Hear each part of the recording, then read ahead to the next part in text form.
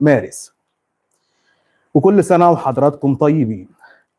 طيب في دلوقتي بقى المنحة اللي هي بتاعت بون العيش، طبعا لكل الناس اللي هم المستحقين لصرف بون العيش لازم تعرف ان حضرتك دلوقتي الدعم ده نزل دلوقتي، فهيتم صرفه من اول يوم السبت اللي هو ايه بعد بكره.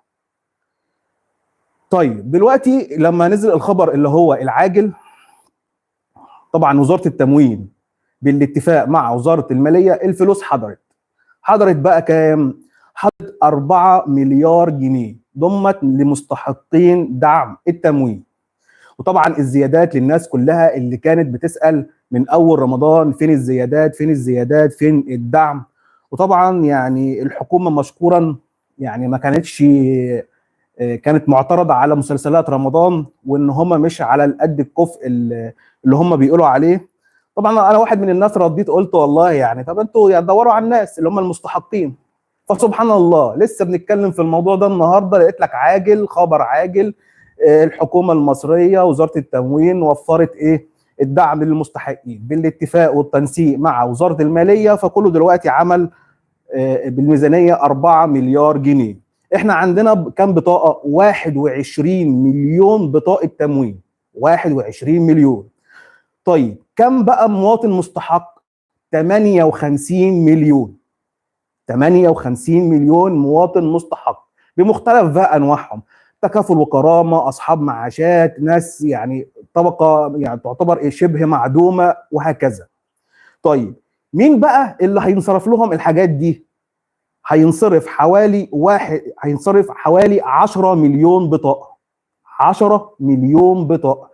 طيب من كام؟ من 21. يعني مش كل الناس هتاخد من ال 21 مليون دول، اللي هيتصرف لهم 10 مليون بس.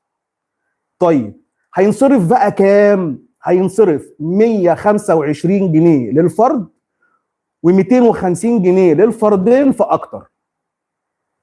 طيب حضرتك بقى عاوز تعرف انك مستحق للدعم ده ولا لا؟ لان طبعا في واحد لسه من شويه بيقول لك هيبقى دوت لتكافل وكرامه. لا، هم لما وزاره التموين اعلنت قال لك لجميع المستحقين، يعني هم خدوا كوكتيل من تكافل وكرامه، اصحاب المعاشات، اصحاب برضو المعاشات الحكوميه الضعيفه. هم يعني ركزوا على كام واحد من يعني كام فئه من الفئات اللي هي دخلها قليل. يعني مثلا في ناس معاشاتها معديه فطبعا مش هينزل له يعني تموين.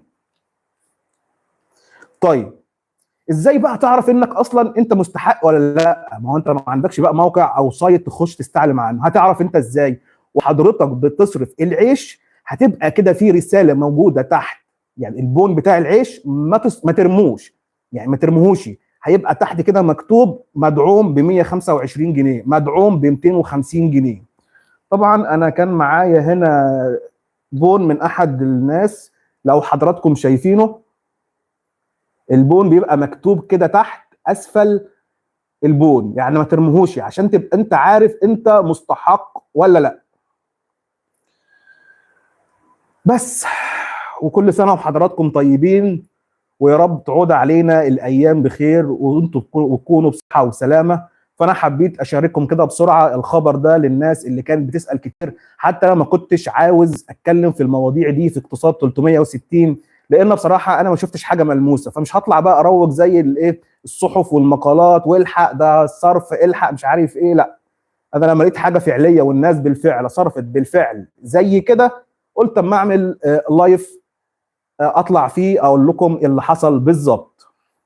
وكل سنه وحضراتكم بخير، ويا رب ان شاء الله يعني ما قطعناش عاده، اي خبر جديد ويبقى حلو ان شاء الله هطلع اقوله لكم في لايف ستريم.